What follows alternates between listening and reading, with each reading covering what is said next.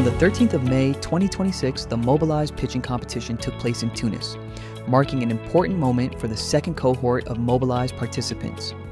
The competition was hosted at the residence of the Dutch ambassador in Tunis, and the 5-member jury was chaired by the Dutch ambassador, Ms. Josephine Fransen. In total, 5 business ideas were presented by 6 MOBILISE returnees, ranging from ecological farming and compost production to ecotourism, products made from salt-tolerant plants, and sustainable pet litter made from agricultural byproducts. Each presentation was assessed against key criteria including the clarity of the problem and solution, the value proposition, market potential, competition, financial model, and overall pitch effectiveness.